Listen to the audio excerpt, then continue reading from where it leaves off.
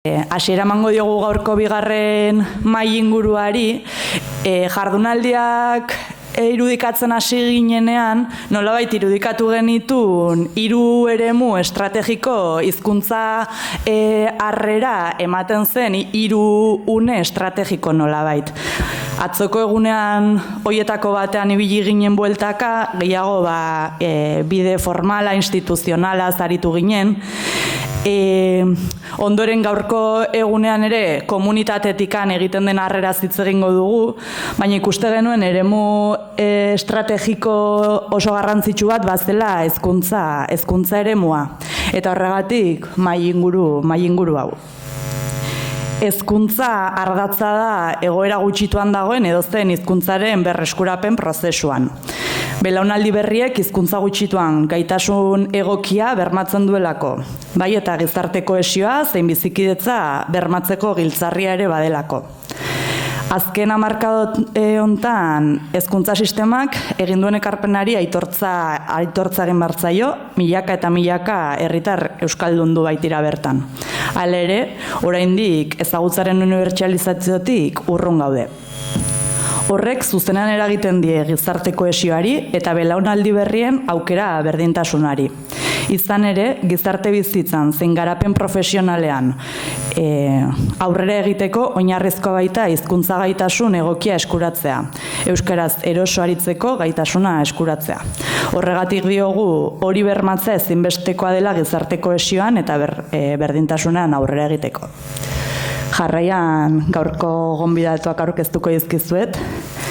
Nire ondoan Josune Zabal Alberdi dugu, gaur egun euskararen eta hizkuntzen ikaskuntzarako institutuaren zuzendaria bera, hezkuntza saileko ordezkari gisa. Bere ondoan Garazi Zarauz, ongi etorri eskolara proiektuko koordinatzailea da bera, eta Odei Girado, EHUko irakaslea eta pedagogoa. Mahai inguruan bakoitzak bere aurkezpen propioa egingo du, azalpen egingo digute bakoitzak bere proiektuan eta bere gogoeten ingurukoa, eta gero ukiko dugu tarte bat, erronda bat egiteko gogoetak partekatzeko. Josune hasiko da, berari eskatu diogu hasiera batean behintzat gaur egungo hezkuntza sistemaren erradiografia egitea jatorrian iztasunaren ikuspegitik, eta gero baita ere euskara indartzeko estrategiak zeintzuk diren azaltzea eskatu diogu, eta euskararen eta hizkuntzen irakaskuntzarako instituto berri honen papera erronka honen aurrean zein den. Beraz, Josune, zurea da hitza. Kaixo eguno guzti hori, eta ezertan asterako bai kontseiluari eta bai hizkuntza politika sailburuordetzari eskerrak eman dizkiot. Gai honi heldu diozuelako eta gai honen gainean hezkuntzari zer begiratu galdetu diozuelako eta toki horretatik etxeko lan batzuk eginarazi dizkiguzuelako. Orduan eskerrik asko zuen lanagatik, atzo ezin izan nuen izan hemen, baina nire inguruko askok esan didate oso goiz interesgarria izan zela, eduki asko eta interesgarriak eman zirela, beraz alderdietatik zorionak. Eta gaur goizean, ni hemen lehenengo mahai inguruan egon naiz, entzule modura, eta nire hitzartzea toki horretatik abiatu nahiko nuke. Bereziki, beraiek esan duten edo ideia bat nire ekarriz, gaurko hitzaldia prestatzeko garaian, ikerketa ezberdinak irakurri ditut, hezkuntza sistemak egin dituen ibilbideen berri izan dut, berritzegunekin harremana izan dut, gai hau nola kudeatu den jakiteko, eta ikerketa horietako batean, bereziki kualitatiboan, irakaslei galdetu zaienean kulturarteko hezkuntzaz, edo etorkinen hizkuntza murgiltzeari buruz gelditu naiz, esaldi oso niretzat adierazgarri batetik, eta hauxe da. Ikasle hauekin lanean hasten zarenean, beste mundu bat agertzen zaizu, aberasgarria benetan. Zuek, aipatu diguzue, zuek beste mundu bat topatu dezuela, eta nik erantsi nahiko nuke guk ere beste mundu bat irudikatu jasotzen dugula zuek gugana iristen zetenen, ezta? Eta horri eman nahiko nioke balioa eta toki horretatik hitz egin, ez? Hezkuntzara etorri berriak edo bertakoak ez dian ikasle horiek etortzen diranean nola euskeratik mundu berri batzuk irikitza zaizkigun eta irikidura horretan ez aniztasunan trataeran aberasten gaitun. Eta, bueno, hortik abiatzea nahiko nuke batetik. Eta bestetik, baita ere, lehenengo mai inguruan aipatu dezuen horretan testu inguratze batetik, ez? Esan dugu, askotan esan dugu, eta zuk orain mai aipatu dezu, gu hizkuntza gutxitu bateko komunitate bagera, gizarte bagera, mendez mende gure hizkuntzaren bizi berritze prozesua gauzatzen ari geranak, 20. mendean hezkuntza sistemak bereziki ikastolen elkartetik edo ikastoletatik abiatuta, anderoinok egindako iraultza horretatik 20. mendera iritsita gaude eta ezaugarri batzu ditugu, ez? Eta ezaugarri horietan esango nuke arrakastatsua izan den bide bat izan dela D ereduaren zabalkundea eta orokorrean gizarteak adostasun osoz esatea euskeraz irakatsi eta ikasi nahi degula hezkuntzan bertan, ez? Eta baita ere euskeraz etorkizunean bizitzeko bideak egin. Eta hezkuntza sistemaren helburutako bat momentu honetan hori da, ez? Euskeraz ikasi eta bizitzeko aukerak eskaintzea etorkizuneko gure gazte eta heldu horiei. Naiz eta testu inguru minorizatu baten gauden, ez? Ez dugu ahaztu behar, lehen aipatu ditugun oztopoa kontuen hartuta Euskal Autonomia Erkidegoaren herena gerala euskaldunak. Eta gainontzeko guztia ardalduna dela. Eta Euskal Herriaren ikuspegia kontuen hartuko bagenu, areta euskaldun gutxiago gaude, bai? Eta euskaldun izatea, esan nahi du, heren horrek euskeraz dakiela esan nahi du, baina erabiltzeko gaitasuna, aukera edo ohiturak txikiagoa dira, bai? Testuinguru horretan kokatzen da nire diskursoa, eta gutxiagotasun egoera horretatik, ez? Ze autu egiten dugun gizarte modura, gure ikasleak euskeraz ikasi eta bizitzeko aukerak izan ditzaten. Eta, bueno, toki horretatik, etorri berrien irakaskuntza, kulturartekotasuna, azken hamarkada esan dugu, baina nik esango nuke 2000. Urtean dagoeneko badirala urrats batzuk, adibidez ikastolen elkartean euskara eta kulturartekotasuna taldea sortzen da eta horren gaineko gogoetak egiten hasten da ikastolen elkartea. UESI ere bera Amelia Barkin bertan dela psikopedagogiaren bitartez kulturarteko hezkuntzari lotutako ikaskuntza eta irakaskuntza prozesua bideratzen hasten da. Unibertsitatean ere ikerketa batzuk abiatzen dira euskararen eta kulturarteko hezkuntzaren inguruan. Orduan, badago nolabait lehenengo abiabudura, esango nuke, 1982an euskaren legea onartzen da. Urrengo 2 hamarkadetan elebitasunaren aldeko eta euskaran abiatzen da elebitasunaren aldeko urratsak eman nahi dira. Eleaniztasuneraz goazen neurrian 2000. Urtean kulturarteko hezkuntzak badu nolabaiteko urrats berri batzun hasiera eta horren ondoren, ez?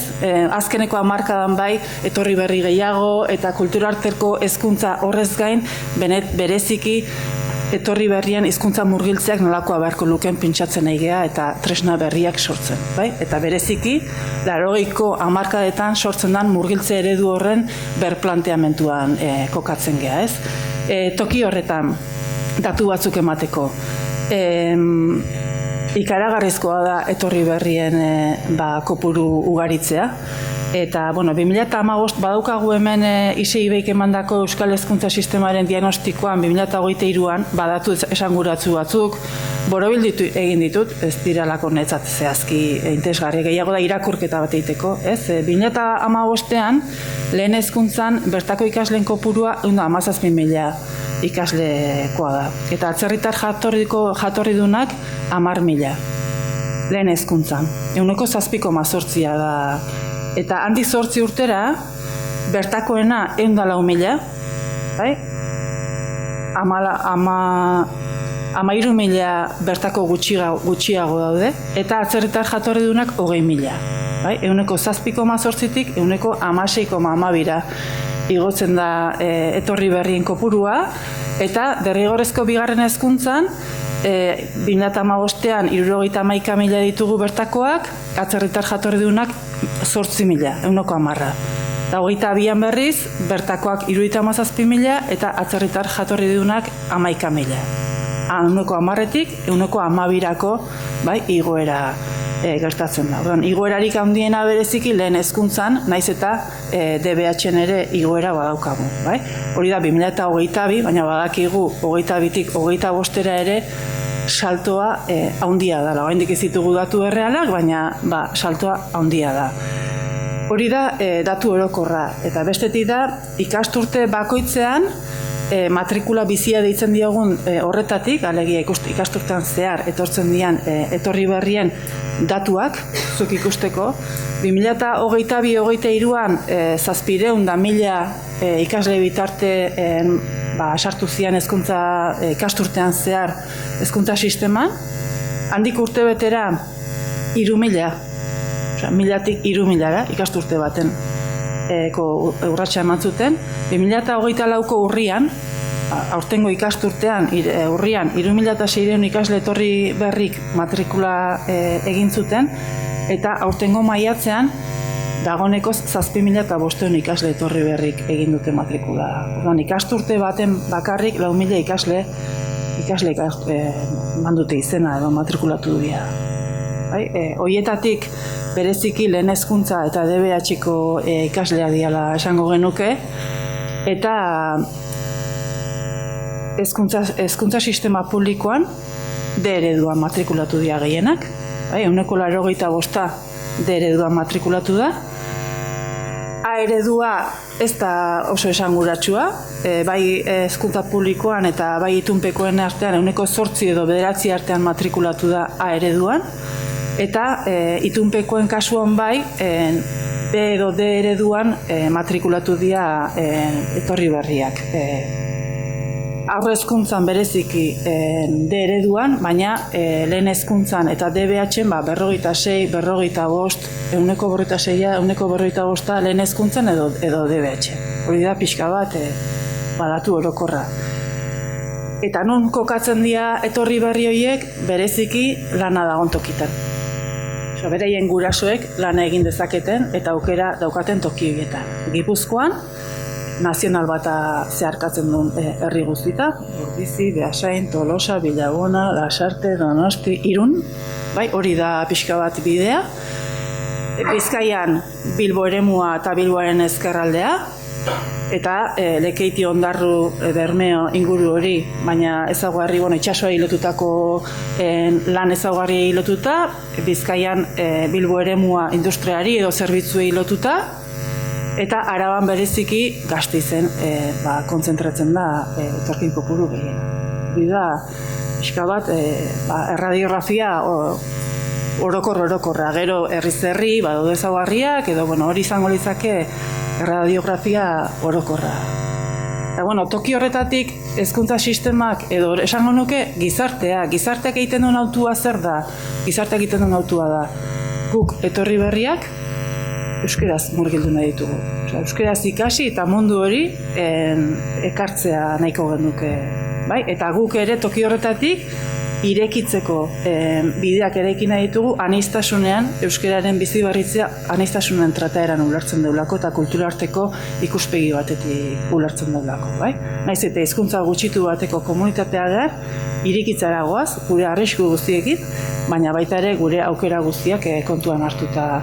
Hori da hezkuntza sistemak egiten duen autorik garrantzitsuena, eta toki horretatik bereziki datuak emate aldera hezkuntza sistema publikoan 2000 adibidez etorri berria kontuan hartuta eta 2024ko urrian 376 giza baliabide jarri ziren hizkuntza murgiltze irakaskuntza prozesuak bideratzeko. Eta 2025ko maiatzean dagoeneko 480 baliabide daude. 370 IPI, gero azalduko izuete zer da, baina 470 eusle.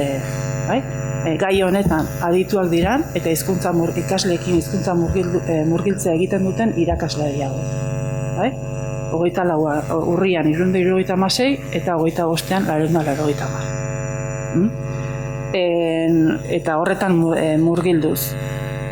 lehen aipatu dizuet, orain dela 20 urte, hezkuntzak irudikatzen duenean nolabait hezkuntza murgiltzei lotutako behar izan bat badagola, IPI pertsonaia edo rola daukan irakasle bat irudikatzen duen, da hezkuntza murgiltzea duen helburu, eta nolabait behar horri erantzuteko bidea egiten du IPIren bitartez, 2018 inguru bitarte. 2018an Eusko Jaurlaritza, bai hezkuntza politika sailburuordetza eta hezkuntza sailak Kataluniara doaz, eta Katalunian murgiltze eredu ezberdinak ezagutzera doaz eta identifikatzen dituzte edo Euskal Herrirako, Euskal Autonomia Erkidegorako baliagarriak izan daiteken metodologia eta gaur egun EUSLE ditzen dieguna. Bai? Eta, Kataluniatik etorri zan eredu hori 2019an heltze zaio proiektu pilotu bezala, 2 urtetan EUSLE proiektuak modu pilotuan ikusten da IPI-ren ibilbidea baino aberatsagoa dela, osoagoa dela eta emaitza hobeak ematen ditula, eta handi 2 urtera 40 ikastetxetara zabaldu zen EUSLE proiektua, eta hurrengo 2 urtetan 89 ikastetxetara. Hezkuntza sailaren apustua momentu honetan, gu deitzen diogu EUSLE gelak daudela, ez? Eta EUSLE gela izate hori oso lotua dago hezkuntza sailaren eta ikastetxeen arteko kontratu programa baten, nun da zuzendaritzek konpromiso batzuk hartzen dituzten, EUSLE irakasleak lanketa batzuk egiten dituen, EUSLE irakasleaz gain erreferentzia gelako tutoreak ere bai prestakuntza bat eta konpromiso batzuk hartzen dituen, hezkuntza komunitateari lotuta jarraipen bat egiten zaion, eta familiekin ere harreman bat egiten da, ez? Hori metodologia badago horren barruan, irakasteko metodo batzuk, familiarekin harremanak izateko modu batzuk, irakasleak prestatzeko modu batzuk, ikaslei jarraipena egiteko modu batzuk, eta baita ere, ikaslearen hizkuntza gaitasuna ebaluatzeko modu bat. Helburu bezala jartzen da 2 urtetan A2 lortzea, eta zailtasuna dituen ikasle batzuei 3. urtea eskaintzen zaie A2 lortzeko, eta etorkizunari begira B1 lortzea da helburua. Eta helburua jartzeaz gain, neurketa sistema bat ere eratuta daukagu EUSLE sistema. Hori da pixka bat EUSLEren gure apustua. Oain esaten egin zen, EUSLE gela izatetik gure etorkizuneko apustua da Euskal Autonomia Erkidegoko hezkuntza publikoko ikastetxeak EUSLE ikastetxeak izatea. EUSLE gelei begira egoteaz utzi eta EUSLE ikastetxeak izatea. Ikastetxe osoa izatea, kulturarteko ikuspegia daukana, hizkuntza murgiltze ikuspegia daukana, eta horren arabera hezkuntza komunitatea hezi eta hazten lagunduko diguna. Hori da pixka bat egin nahi dugun apustu sendoa, gure zaurgarritasun guztiak. Eta, bereziki, zertzela batzuk esan ditut, baina zertan oinarritzen da, edo gure uste zergatik da garrantzitsua EUSLE ikastetxeak irudikatzea. Egiten daun irakurketa da, askotan EUSLE gelari begira gaudela, eta haren ikasleari begira, irakasle horren prestakuntzari begira, eta askotan lotura asko gonbitearengatik, eta saiatuguna ez modu laburrean, zaila gintzai sintetizatzea, baina, maik esandakoa zuei adirazten. Ongi etorri eskolara proiektua garatzen dugu, elkarrekin kooperatibatik, kooperatiba txiki bat gea, 10 urteko ibilbideakin, Donostin kokatuak, eta guk lantzen dugun gaia kulturaniztasunaren gaia da. Ongi etorri eskolara proiektua duela 10 urte jaio zen, eta behar espezifiko batetik, ikastetxe batean, Aitor ikastolan, Donostian, guraso taldeak antzematen du aldaketa bat ematen ari dela, eta gurasoen konposizio aldetik eta nork osatzen duen ikastetxea, aniztasuna geroz eta gehiago dago, kulturala, eta horrekin batera, erronka desberdinak sortzen dira, ez? Eta ikusten dute beharra hori lantzeko. Eta hortik abiatzen da, bai ongi etorri eskolara proiektua, eta bai azaldu nahizkizuedan bi ekimen zehatz.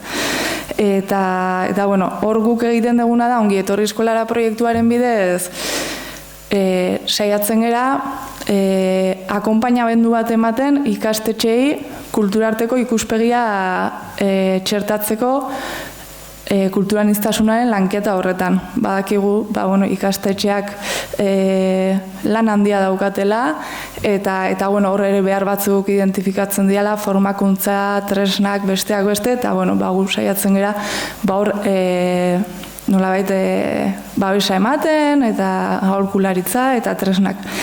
Eta gaur egun, denbora honetan zehar, joan gera metodologia desberdinak sortzen, materialak, gaur egun Gipuzkoan 19 ikastetxetan gaude, eta justu aurreko urtean bai Aldaika elkartearen bidez eta Atxiz Gazteiz elkartearen bidez hasi ginen Bilbo eta Gazteizen ere bai ikastetxe batzuetan. Ikastetxeen artean badaude bai publikoak eta bai pribatuak. Eta Gipuzkoan lan egiten dugu bai Donostian, Errenterian, Andoainen eta Iruren. Horre ongi etorri eskolara proiektuaren baitan lan ildo ezberdinak lantzen ditugu, batzuk lotuta daude harrera jardun bideekin, harrera planak, formakuntza sentsibilizazioa eta pisu handien hartzen duena da esku hartzea familiekin. Eta hor, guretzat oso garrantzitsua da harreraren gaia. Harrera lantzen dugu. Egia da, gure esku hartzean hezkuntza komunitate osoaren implikazioa oso garrantzitsua dela, benetan aldaketa bat eman dadin, eta irakaslengandik hasita lan egiten dugu gurasoekin, eta baita beste langile eta eragile batzuekin, bai jangelakoak, eskola kiroleko hezitzaileak, atezainak, hor sartzen dit lanketa guztiekin egiten dugu, eta egiten den lan hori ere saiatzen gera komunitateko eragile ezberdinekin lan hori zabaltzen, ez? Horiek dira guk sortzen ditugun sinergiak eta norekin lan egiten dugun. Eta, familia laguna programaren bidez egiten duguna da, eta guretzat oso garrantzitsua da, 3 helburu nagusi daude, bat dela harrera, Josuneko sondoa azaldu du, geroz eta familia gehiago daude, eta urtero familia asko etortzen dira gure ikastetxeetara, beste jatorri batekoak, eta gure lana da, ikastetxeak sentiaraztea familia hauek ongi etorriak direla ikastetxera, beraiek badutela beraien lekua ikastetxean eta bai udalerrietan, eta hori erraztea. Beste alde batetik komunitatea sortzea da, beste helburuetako bat,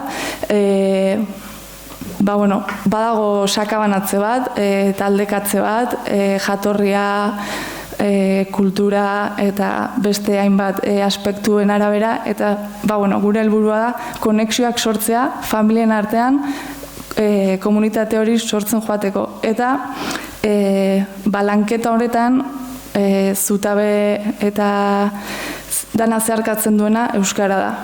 Lehen oso ondo komentatu dute, aukerak ematen dituela euskarak eta inklusiorako sinistua gaude inklusiorako giltza ere badela. Beti ere ondo egiten bada. Eta orduan guk egiten duguna da, oso egiten ditugu familiak, bikoteak sortzen ditugu familian artean, elkar, akonpainamendu bat eskaintzeko etorri berri diren familia horiei, eta ere bai, harreman horiek sustatzeko, binkulo horiek.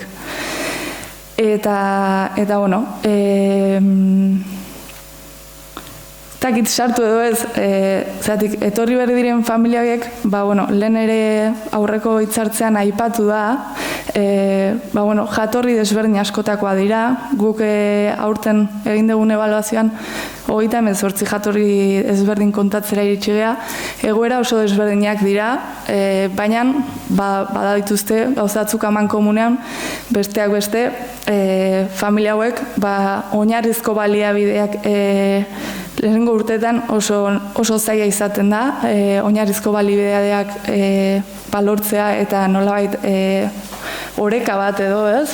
Bai lana, bai egoera legala, bai etxe bizitza, asko baldintzatzen dute beraien inklusioa, eta horrekin batera euskararekiko ikasteko aukera, naizta gogoa izan.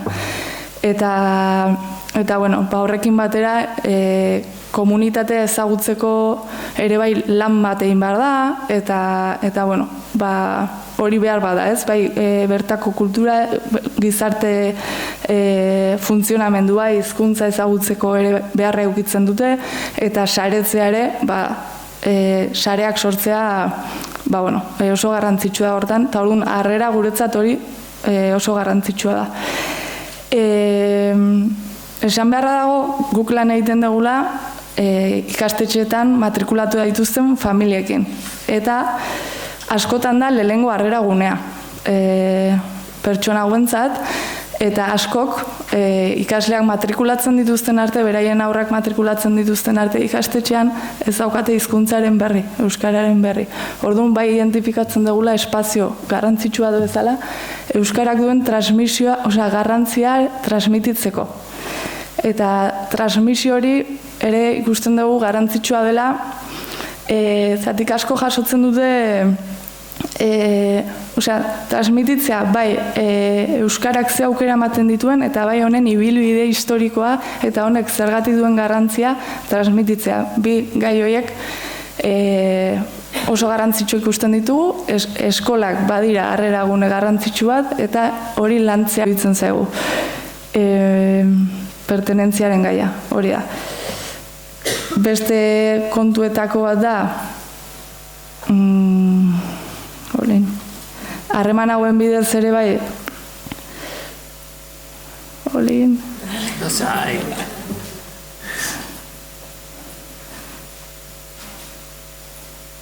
gertutasun horrek ematen digula margena bertakoa sentitzeko, eta ere bai, besteakiko interes bat adirazten dugunean eta lekukotasun bat duela eta barren ikuste dut hori ere reziprokoa izango dela, ez? Eta gerturatzeko aukera bat ematen duela. Bai, bale.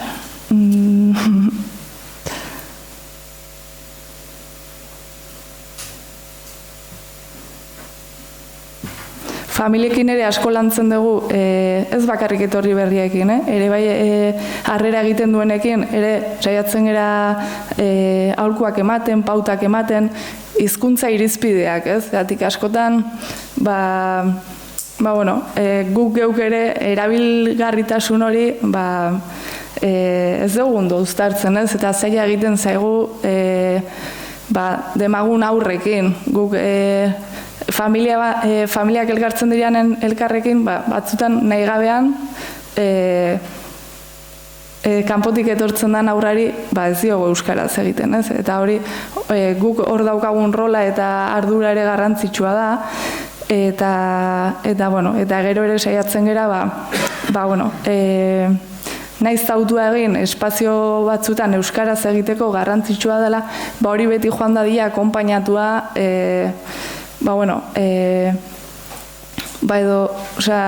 berme batekin bestea, naiz euskaraz egiten ari geran sentituko dela ere bai hor parte hartzeko aukerarekin.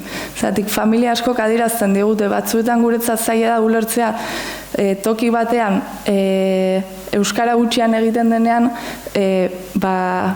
ongi etorriak gerala, ez? Edo benetan guk parte hartu nahi degula. Orduan beti egon dadin hori akonpainatua edo esplikazio batekin, edo hori ere olako pautak eta aholkuak ematen saiatzen gera, eta gero ere bai aisialdiarekin eta Lahore informatibo handi bat ematen ere saiatzen gera, ze tresna dituzten familia hauek euskarara gerturatzeko,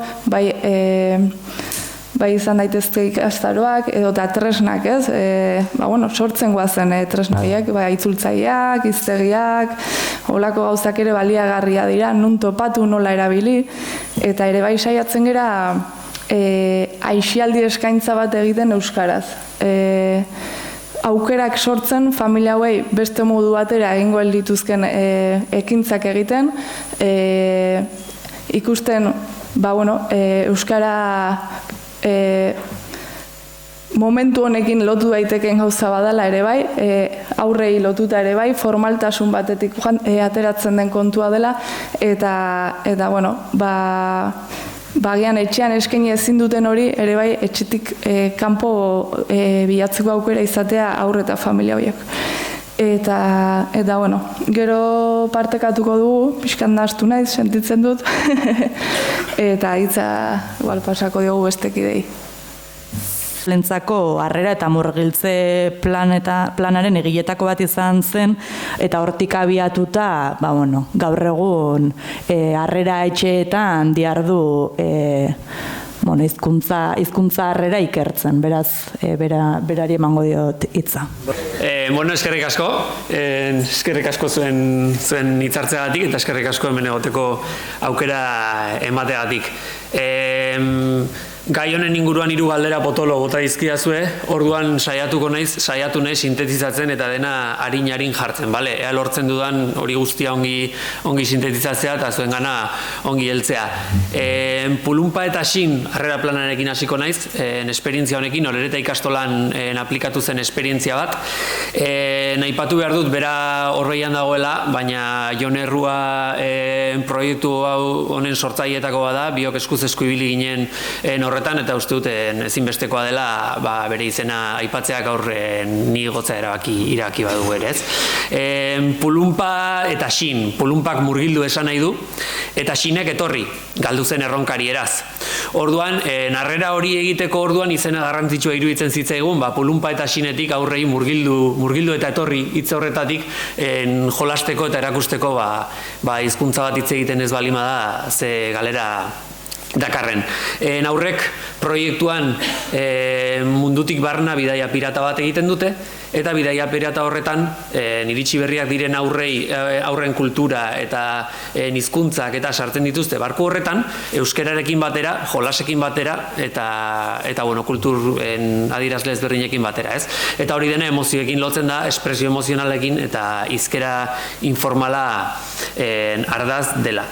Proiektu hau nola sortu zen? Hori epatu baino lehen, erdal jatorrientzako harrera eta murgiltze plana deitu genion, baina gaur egun, pixat ezagutza hori zabalduta eta esan behar nuen, hiztun berrientzako harrera eta murgiltze plana deituko niokela, ez? Askotan uste duten hori zerre positiboa dela, horrela deitzen balima diogu eta hiztun berriak zuzenetik deitzen balima diogu, erdal edo lehenengo edo bigarren hizkuntzaren terminoa baino hobea dela iruditzen zait. Proiektu hau EHUko pedagogiako graduak izan ziren, Baion eta biok elkartu ginen, eta esan gero, ez digute gradu batera entregatzen usten, bi entregatuko ditugu, baina uztartuta. Orduan, oinarritorikoa, programaren garapena, ekintza ikerketa, eta hori pixkaten gradu batean joan zen, eta bestean ikastolaren harrera planaren ebaluazio integrala, ez? Egiten den harrera, eta bar. Proiektua guztu zenean lotzen dauztuten, osagarri izango litzatekela, arazi pixkat esplikatu denarekin, ikasgela barruan egiten den harrerari lotzen delako. Bai, nondik abiatu genuen, kultura artekotasuna euskeratik ulertuta, eta utopia txiki batekin, Euskal Herri osorako oinarrizko marko bat jarriko zuena, eta ustut bidaia pirata horrek oinarri ematen duela eta malgutasuna toki ezberdinetan, modu ezberdinetan lantzeko. Eta aurren kulturen eta hizkuntza eskubideak erdigunean jarriko zituena. Nola egin hau? Momentu horretan, EHU nago, baina Zirimola ikastolen aisialdi taldeko langilea nintzen, Zirimolako lankidea, eta bertan aukera ikusten genuen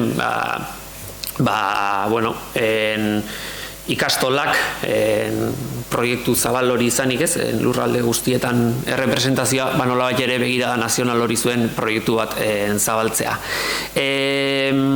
Esan behar dugu, proiektu hau garatzeko orduan, lehenik kezka batetik nabiatu zela, eta kezka hori zen kulturartekotasuna gutxiotako hizkuntzen testu inguruan nola definitu, ez? Eta definizio bat ematen saiatu ginen horri, inklusioa, multikultural, kulturartekotasun ohiko tokietan definitzen dituzten bezala, Sarasuak bere hiztun polisaliguruan aipatzen duen bezala, erantzun gutxi ematen dizkiolako minorizatutako hizkuntza baten testu inguruari. Eta, bueno, hor sartuta, hezkuntza ez formala, isialdi antolatua, emozioak, hizkera informala, eta momentu horretan lankideek argitaratu zen ikastolen hezkuntza marko orokorraren hor barruan kokatuta, pertsona ereduaren bereizgarrietan, bost bereizgarrietan, naiz eta zeharkakotasunez ekintzaia eta eraldatzaia ikutu, uste genuen proiektu honek euskalduntasunari, barne sendotasunari eta kooperatibo izateari ekarpen berezia egiten ziola. Esan behar dut, gradua maierako lan honek Euskaltzaindiaren mintzola Garalbekarekin diruz lagundua izan zela, eta garrantzitsua iruditzen zait, eskerrak ematea, ze momentu horretan aurrera atzeak ibili genituena, materialen erosketa, haudena aplikatzeko laguntza handia izan zen. Helburuak, bizkor, ikastolari txiberria diren aurrei harrera egitea, testuinguru seguru eta konfiantzazkoan, hizkera informalaren eta jolasaren bitartez sozializatuz euskerarekiko eta testuinguruarekiko, komunitatearekiko atxikimendua sustatzea, harrera egiten duen aurrek emozioen bitartez iritsi berria diren aurren testuinguru kulturalarekin konektatzea, pixka bidaia horretan, ez? Egiten den lanketa horretan jolasen bitartez, eta azkenik, hiztun berrien garapen pertsonalerako euskera oinarrizko elementu izaten laguntzea. Eta, bueno, testuinguru horretan, hemen ikusten duzu, barkuaren azkeneko parada, argazki honetan, Jone kontatzen zuen, nola horre, antena ere sartu zuten wifi-a garrantzitsua zelako, kotxea, barku horretan egoteko, eta, munduko mapa horietatik bidaia eginez, barkuaren azkeneko para iritsi zen momentu horretan, ez? Eta ikerketatik ateratako ondorio nagusia, izan zen, hezkuntza formalean eragin daitekeela, hezkuntza ez formalaren bitartez eta hizkera informalak dituen espresio emozional horietatik landuz, ez lehenengo harrera hori, lehenengo konexio hori eginez, hiztun berrien euskalduntze prozesuan eta baita horien euskararekiko eta euskal kulturarekiko atxikimenduan eragin zitekeela. Ondoren, esperientzia honen ostean, Gipuzkoa, Bizkaia eta Arabako ikastola banean aplikatu da, adintarte ezberdinetan, eta gaur egun ikastolen elkarteak Jonerekin eta profesional gehiagorekin bere egiten ari da, gure hasierako utopia txiki hori, ez, Euskal Herriko harrera plana ikasgela barruko hori egin ahal izateko, eta bertan ikastolen elkarteak duen arduragatik eta sentsibilizazioagatik proiektu honekin proiektu hau garatzen jarraitzen dute. Bale. Kambio. Zein paper jokatzen du hezkuntza ez formalak hizkuntzen transmisioan eta aurretan eraben euskalduntzean galdera jarritzea mahai gainean. Eta, garrantzitsua iruditzen zait, hezkuntza esparruak ezberdintzea. Badakit teoria ezberdina daudela, hezkuntza formala ez formala dena hezkuntza bat izan beharko lukela, eta bar, nire iritziz beti, ez nago ados, eta gutxiago gurea bezalako testuinguru batean, horren azalduko du zergatikan. Ekosistema bezala azaldu ditut, hor kokatuta, ulertzeko esparru bakoitzak izan dezakeen garrantzia. Lehenengoa, hezkuntza testuinguru informala izango litzateke, familikoa, lagunak, testuinguru hurbil hori, ez? Hizkuntza ekosistema informala izango litzatekeena, ez? Egunerokotasuneko mintzamolde hori erabiltzen duguna. Bigarrena, kokatuko nuke hezkuntza formala, hainbeste ordu pasatzen dituguna, ez, gure txikia garenean, tanerabea garenean, egia da, eta Pulunpatasinek erakutsi duen bezala, hezkuntza formalaren barruan ekosistema ezberdina sortzen direla, eta isialditik eta eremu ez formaletik eragiteko aukera, baina hemen laburpen bat egiten nabil, bai. Eta bestetik, hezkuntza ez formala. Eta zer da hezkuntza ez formala? Hezkuntza ez formala da, helburu hezitzaile batzuekin antolatzen den eremu araututikan kanpoko hezkuntza prozesu bat, hezkuntza ekintza bat, heziketa ekintza bat. Eta hor barruan, hau errepresentazio soziala eman duen hizkuntza baten testuinguruan balima dago, bere garrantzia hartzen du, baina beharragatik ikasiko dute hizkuntza hori harremanduko dira eta gero inklusio irizpidea jarrita egingo dugu hori, baina gurea gutxiagotutako hizkuntza baten testuingurua da, ez? Beraz honek bere biziko garrantzia hartzen du, ze hezkuntza ez formalaren barruan ekosistema edo borobiltxo bakoitz hori ekosistema garrantzitsua da. Hizkuntza ekosistema bat eratu daitekena, eta uste dut leheno eman dituzten azalpenetan, euskaltegian, bestean, ze ekosistemak sortzen diren erremuerraldunetan eta euskaldunetan ere, ze garrantzia hartzen duen. Beraz, hezkuntza ez formalari begiratzea ezinbestekoa zaigu eta isialdi antolatuari. Hor jarri dut, ez, familiatik gertu, hezkuntza formaletik gertu, azkenean denbora asko hartzen duelako, eskolaz kanpoko jarduerekin, eta bar. Orduan, galderari erantzunez, labur, nire iritzi sumean, nire ustez, hezkuntza ez formalak euskarazko hizkuntza ekosistemak sortzeko balio du, sozializazio guneak bermatzeko, euskal kulturaren transmisioa egiteko, euskal kultura birsortzeko guneak sortzeko, hori ere euskarari ekarpena egitea delako, hizkera informalaren garapena, lantzeko ere, ez bakarrikan hor erabiltzen den horretan, ez? Gertutasunetik lantzeko, harreman osasuntsuak eraikitzeko, eta hau gustatu zailen eman dituzten azalpen horietan eta bizipen horietan, ez? Harreman mundua zabaltzen dugula eta nola hizkuntza bakoitzak, gaztelerakoak ere, bakoitzak bere harreman mundua dauka, eta euskara dauka bere ikuskerarekin, eta nik uste dut harreman osasuntsu horiek ere eraikitzeko aukera daukagula, komunitatea, bizipen positiboak, gozamena, eta bide batez, euskararekiko motivazioa eta atxikimendua sustatzeko aukera zabaltzen duela hezkuntza ez formalak, horrela, sintesia handi batean, eta nire iritziz. Hurrengo galdera, nire horietuarekin lotzen da, eta, harrera etxearen inguruan galdetzen zaitez. Eta harrera etxeak, hor kokatuko nituzke, egoitza harrerak, eskolatik gertu, esialdetik gertu, baina oso ondo ezagutzen ez dugun esparru bat bezala. Orduan azalpen azkar bat ematen saiatuko naiz, zer dira harrera etxeak, nik Gipuzkoako egoitza harrera guztietatik pasa naiz, eta labur ulertzeko egoitzarrea zer diren, ze askotan nahasi egiten ditugu, babes sistemako errekurso guztiak toki berdinean sartzen ditugu, eta dira indarkeria, zabarkeria, abusua, violentzia fisikoa jasan duten aurren bizikidetza unitateak. Eta bertan aurretan erabeak babesteko horien familia testuingurutik banatzen diren eta euren eskubideak hizkuntza eta kulturarenak ere bai ongizate afektiboa, hezkuntza integrala eta behar materialak ziurtatzeko bizikidetza unitateak dira. Hezkuntza ez formalaren paradigman kokatuko nituzke eta hezkuntza testuinguruz formal bezala. Erreferenteak hezitzaileak direnak, normalean gizarte hezitzaileak eta pedagogoak eta hizkuntza ekosistema informalak.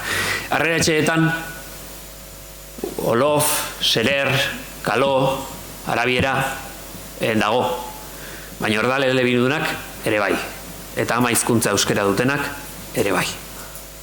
Violentzia jasan duten aurrak. Eta hori importantea iruditzen zait azpimarratzea. Zein da harrera etxeetan aurkitu duzun egoera? Ere labur egiten saiatuko naiz.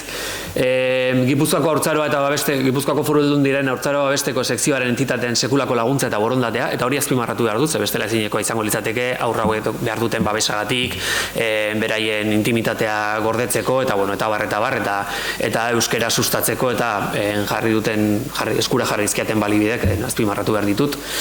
Aurrek oroar, euskera landu eta gozatzeko jarrera ona edo oso ona dute, naiz eta atxikimendurik ez, eta uste dut programaren bitartez, beste marko metodologikoarekin, harrera plan horre marko metodologiarekin osatutako hori hori landu daitekeela.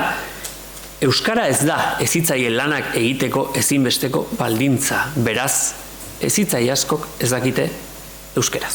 Lehen egiten ari ginen, posturtetan horretik ibilizarela lanean eta zezail dagoen, haur guztiak bere duan matrikulatuta daude, Olof, Serer, Kalo, hizkuntza horiez aparte, euskera ongi hitz egiten dute, ulertzen dute, eta jolasean eta aritzeko eta hizkuntza komunikatzeko maila sobera daukate, baina ez da euskaraz hitz egiten,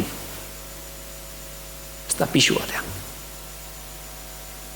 Gehienez, 2 hezitzaile topatu ditut, euskara egiten dutenak, batzuk ohituragatik izango da, beste batzuken jarreragatik, hizkuntza arazo bat, edo oztopa bezala ikusten dutelako, haur hauen inklusiorako. Eta, zein paper du hezitzaileen profilak? Azkar, ikusten duzu helenoko eskema hau, horixe. Haur hauek beste sistematara gerturatzeko, hezkuntza formalera, naisialdi antolatura, horko sareak lotzeko, inklusioa sustatzeko, maitasuna emateko, ze haur hauek maitasun handia behar dute, kariño handia behar dute, eta izaten dute zailtasun handia hizkuntza pragmatikoan. Eta hori realitatea bada. Zergatik, beraien hizkuntza testuinguru emozional negatibo batean ikasi dutelako. Eta hori oso garrantzitsua da beste esparruak lantzen ditugunen hizkuntzan eragiteak zer ekar dezakeen. Baina, guri aukera ematen digu, bizipen positiboen bitartez, euskara lantzeko, euskarara hurbiltzeko, zaintza esparru ahaztua dela, zaintza emateko hauei, euskararekiko jarrera ona, hizkera informala sustatzeko, sozializazioa, eskola eta komunitatera gerturatzeko, eta motivazioa eta txikimendua sustatzeko. Harreman mundu bat, azkenean. Amaitzeko, ez dakit minutu bat badudan, bai, bat, bale. Esan nahi dut, gukalako proiektuak ekar ditzakegula, sustatu, martxan jarri, nolabait frogatu kasu honetan ere, beste aurrentzat euskara aukera bat dela, ez? Gozamenetik beste harreman mundu bat eraikitzeko. Baina hori arautu eta eraginkortasunez egikaritzea besteak beste hezkuntza ez formaleko esparru guztietan hizkuntza irizpideak ezarriz eta euskara bermatzea hori nire ustez borondate politikoaren kontua da. Eta bestela hauek pilulak geratzen dira.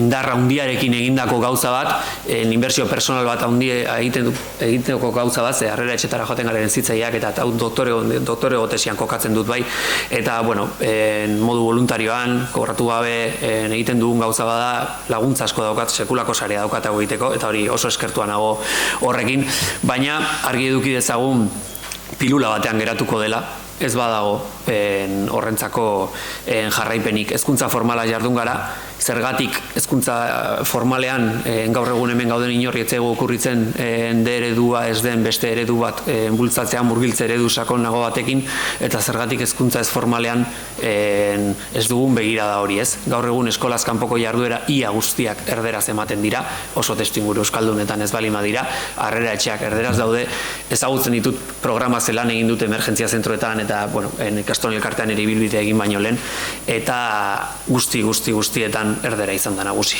Orduan uste dut, ez nuen dramatiko bukatu nahi, baina joe, oso polita direla egiten ditugun gauza hauek eta bar, baina behar dugula, eremu formalari begiratzeko beharra eta autu politikoak hartzeko beharra ere bai, eta besterik gabe. Eskerrik asko. Egunon, eskerrik asko. Ez dut ulertu oso ondo eta aber posible duzuna. Azaltzea pizka bat gehiago hori polunpatazin hori non eta noiz egiten den eta norekin. Espazioz ez formalean esan duzu, baina Bai, programa saltzeko denborarik ez da, orduan helburua sartu nituen eta nondikan ematen da horreta ikastolan aplikatzen da lehen, gero beste ikastoletan aipatu dudan bezala, eta egiten dena da testuinguru ikastolako dauden ekosistemez hitz egin dut, eta esan dut hezkuntza formalaren barruan badaude ere, sortzen diren hizkuntza ekosistema ezberdinak, eta polunpatasinek egiten duena da harrera aste horretan, lehenengo harrera aste bat egiten du, aurra iristen denean gela prest dago edo egon beharko luke, eta egiten diote barkuan sartu, eta orduan erabiltzen dituzte kanpo espazioak eta barruko espazioak jolasean ibiltzeko, eta orduan Euskal Herriko kultura, hizkuntzak, jolasak erakusten dizkiete, beraien herrialdetakoak ere erakusteko, eta horrela barkuan sartzen dira, eta gero saio batetikan bestera egiten dutena da aurrek pista bat aurkitu behar dute, horrela gure pedradatikan, eta pista aurkitzen dutenean beste herrialde batera iristen dira. Eta orduan beste herrialde horren informazioa jaso behar dute hezkuntza formaleko edo irakasleekin, eta iristen direnean, ezitzailea, kasu horretan Jone iristen zela, zeukan informazioa beste herrialdekoa, eta orduan bertako jolasak egiten ziren, eta barku hori betetzen joaten zen, beti ere euskara ardatz izanik. Eta emozioen bitartez esan dudan alantzeko hori ikasgela barruan egiten da, baina oso polita izan zen lehenengo eskuartean, eta gero ere gertatu dela, nola lehenengo gunean, emozioekin lotzean, aurrek daukate kuadernotxo bat, ez duela azaldu, bizitakora, barkoaren, el kuaderno bitakora, bizitakora deitzen dena, eta bere emozioak apuntatzen dituzte, eta zer sentitu duten, eta aurroiek sartu zirenean beldurra sartu zuen batek. Eta esan genoztra sonek balio du. Aipatu digu beldurra eta gero ateratzean pozik, eta gero azkenekoan triste jarri zuten, baina hori Jone bazijoalako zen, eta horixe, ulertu dut da orain pixka bat nun kokatzen den, bai, eremu ez formal hori ikastola barruan espazio horiek aprobetxatuz. esan behar dut, labur, ezitzaile bat kanpotik joatea daukan garrantzia. Orain badago mania bat, gizarte hezkuntza eta isialdiko hezitzaileak eta urtetan egiten egon direna egotea, irakasleek ere badakitela egiten, eta esaten dut, joder, formakuntza badago horren atzean, eta dago urte askotako esperientzi metatua, eta behar da formazio hori eman. Eta alderantziz, ni klase batera sartu nahi zenean, edo unibertsitatean eta behar izan dut ezko kapen bat, berdina da. Besterik gabe, inor gutxietxi gabe, bakoitzak bere ezean daukala eta uztartze horretatik egin barreko zerbait dela. Enroiat diten naiz ez. Bai, hori da eskola orduetan familiak, ez da otra, familiak ere astebete kendu jezu aurrei, zeu esaten dugu, aste horretan jolasak egiten dituzte. Hasieran astebete baino gehiago komentatu net, ikastoan esan ziaten ez flipatu. Osea, familiek astebete asko irituko zaia astebete baino gehiago, bera aurra jolasean mate ikasten egon baino, imaginatu ez, eta hemen daude kultura besteak baina, hor dago baino ez, lortu genuen gazte orduitan izatea. Bakoitzak eremu desberdin edo ikuspegi desberdin batetik hitz egin du, eta ez dakit nola ikuste dituzuen josi beharreko aliantzak, ez? Hezkuntza sailetik hasita, gizarte eragilek daukaten rola, hezitzaileek, zeintzuk dira josi beharreko aliantza horiek? Nik uste dut, beste gai batzuekin egiten den antzera, hemen ere ezinbestekoa dela ulertzea euskara eta kulturaniztasuna eskutik doazela, ez? Eta horre euskararekin eta kulturaniztasunarekin garrantzitsua dela alor guztietatik egiten den lanketan erdigunean izango dan gaia izatea eta hortik konexioak sortzen hastea, bai arlo formalean eta arlo formala eta informalaen arteko konexioak egotea.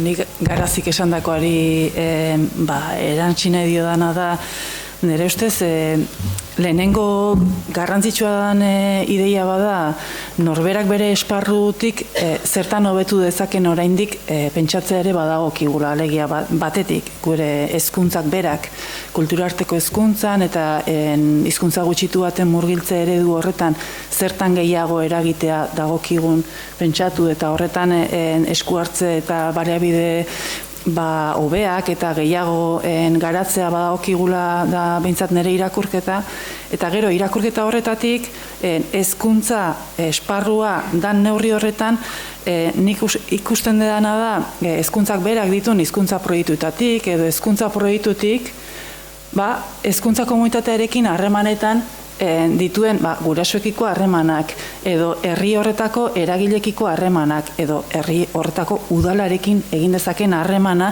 nolabait josteko bideak badagokigula egitea.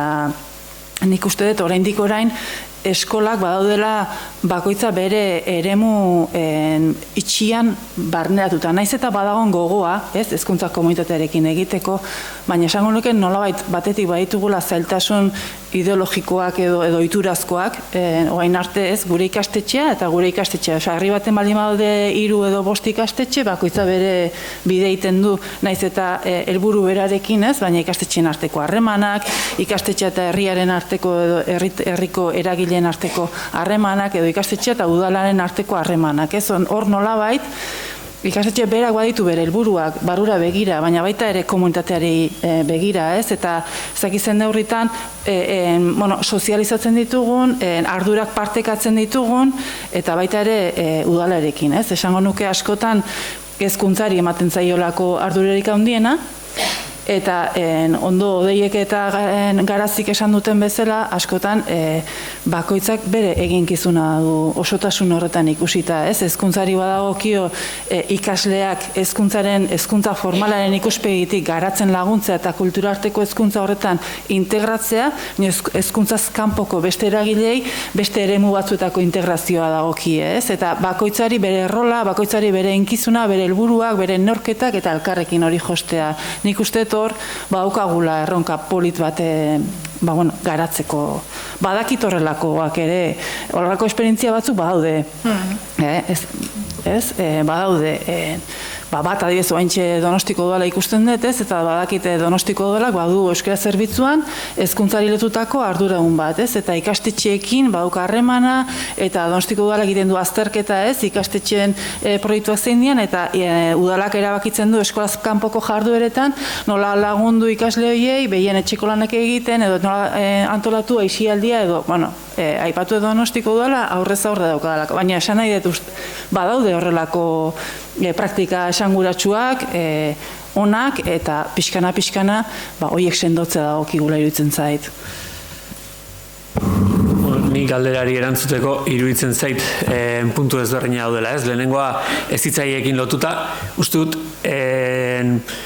proiektuak hezkuntza formaleko ni nerearekin, hezkuntza formaleko proiektu horiek euskeran ardaztuta egon behar dutela, eta hezitzaien bete behar bat izan behar duela euskerarekiko jarrera ona sustatzea. Ez euskera oztopo bat bezala transmititzea eta hori behartu daiteken zerbait dela. Beste kontu bat da, aurra hauekin, eremu ez formalaren barruan, une oro, euskaraz hitz egitea, eta euskaraz modu konstiente batean zu ekartzen joatea. Zergatik, ansiedadea sentitzen dutelako, beraiekin ez, beste eskuartze bat egin behar duzulako, eta gogoratzen ez, ikerketan hezitzaile baten egontzenean, bertako hezitzaile euskaldunak esan zuen, nik ez dakiten hau egiten dagoena, edo hemen dagoen hezitzailea egiten dagoena egiten. Ni oso euskalduna naiz, baina euskaraz hitz egiten bali maut, erderaz hitz egiten dut, eta ikusten dut nola hezitzaile honek erdera eta euskara ezeatzen azkenean pan euskarara ekartzen ditu.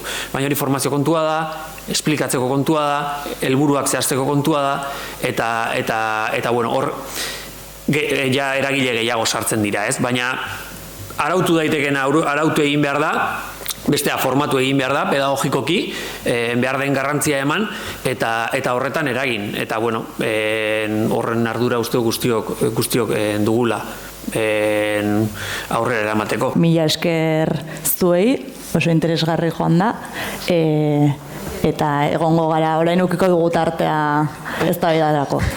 Bai.